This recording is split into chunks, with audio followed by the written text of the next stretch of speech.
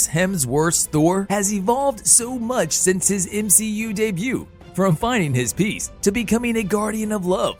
Now that Thor: Love and Thunder is almost here, fans can't help but wonder, is this the end? Or will there be Thor 5?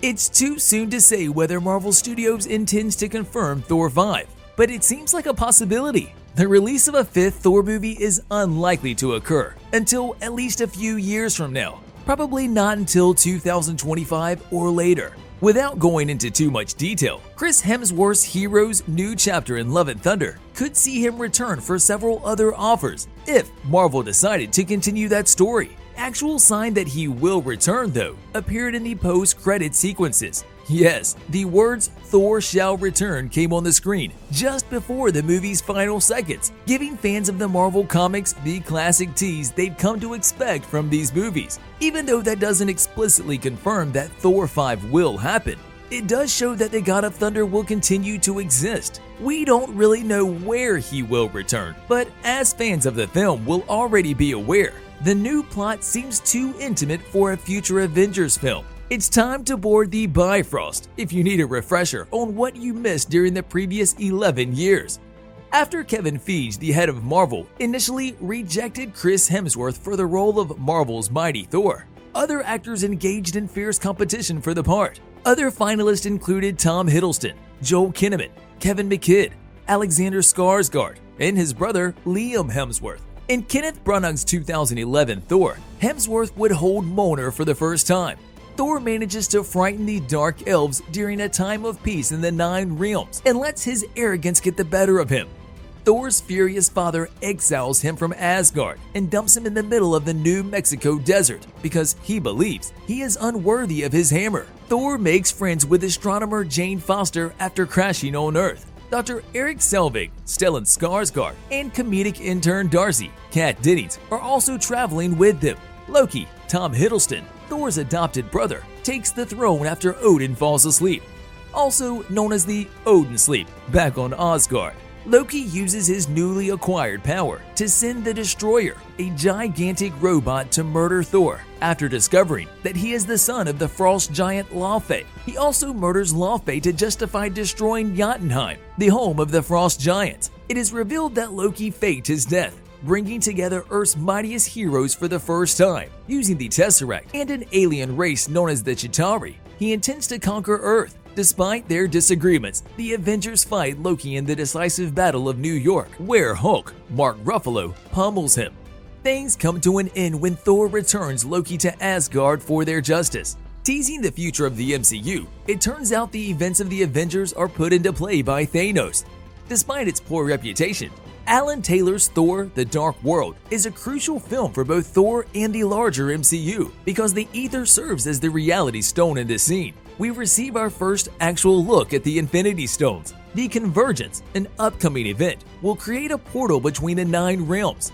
Thor travels to Earth to locate Jane Foster, since Heimdall, Idris Elba, is concerned that he can no longer see her. When Jane is brought to Asgard after contracting the ether infection, Malekith the Cursed emerges.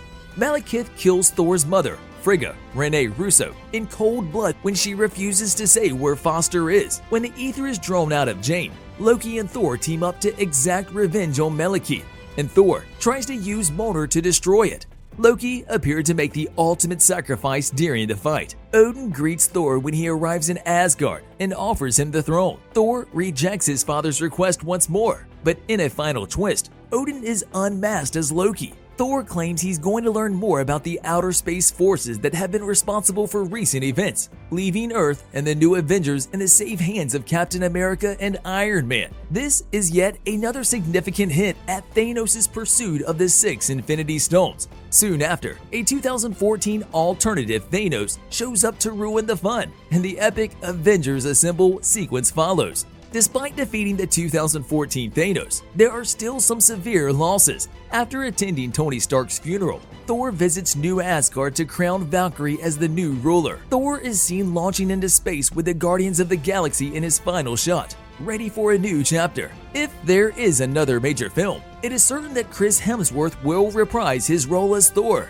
Likewise, Taika Waititi as Korg, even though he only makes a short appearance. Jamie Alexander as Sif, and Tessa Thompson as Valkyrie. Depending on how the plot develops, India Hemsworth's love, Gor's daughter, might make another appearance.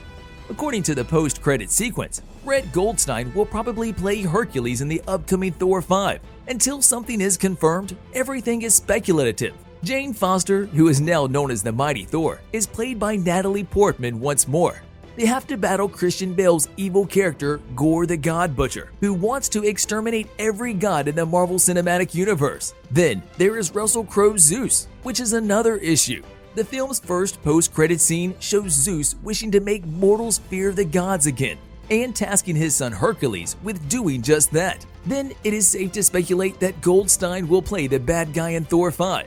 In that case, we'll probably also see Crowe return as Zeus. In the final scene of Love and Thunder, Chris Hemsworth's Thor and India Hemsworth's portrayal of his real-life daughter Love, who is Thor's adoptive child, walks off to engage in some hammer-swinging combat with a group of aliens. That leads us to believe that both will appear in the 5th installment. The introduction of Hercules makes it clear that things will not be easy for Thor. Thor and Love would undoubtedly step in if Hercules is terrorizing humanity, because Zeus had told his son to instill mortals a feeling of terror and respect for the gods once more. The Thunder God and Hercules are expected to face off, since they frequently compete in the comics, yet they also frequently work together, so Hercules won't stay a villain very long. The Valhalla disclosure should also be taken into consideration. In Love and Thunder, Heimdall, who passed away in Avengers Infinity War, welcomes Jane Foster to the Viking afterlife. Time will tell if either character returns in Thor 5, but they're still around in the MCU and would make excellent allies in a conflict with Zeus and Hercules. Years have passed, and Thor still doesn't know what he wants to do with his life.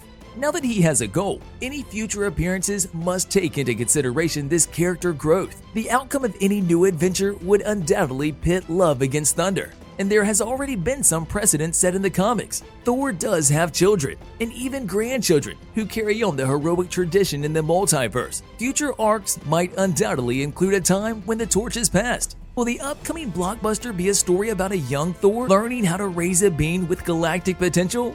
Speaking of passing the torch, Love isn't the only Asgardian who has just emerged. Valkyrie has made it very clear that she is prepared to face the young fighters who helped with the defeat of Gor. Since the newcomer has already begun to develop their father's ability of sight, Axel, Heimdall's son, is the ideal character to introduce this idea with. This arc may continue in any future adventures, even if it isn't the main one. In the comics, some of the most significant stories featuring the Asgardian have been inspired by Thor's history. Although Beta Ray Bill is technically a different character in the comics, the multiverse opened the doors for younger and older Thors who had led completely different lives. Variants like Beta Ray Bill may also be established in this way. What defines a Thor and what makes a Thor might be the ultimate goal of the upcoming Thor movie. Perhaps it goes deeper than just worthiness. On a related note, do you think Thor 5 will happen? You can tell us in the comment section below. If you like more videos like these, don't forget to subscribe to our channel and hit the bell icon so you never miss any of them. And as always, thanks for watching, guys. The fall of Asgard, the great prophecy. Hang on.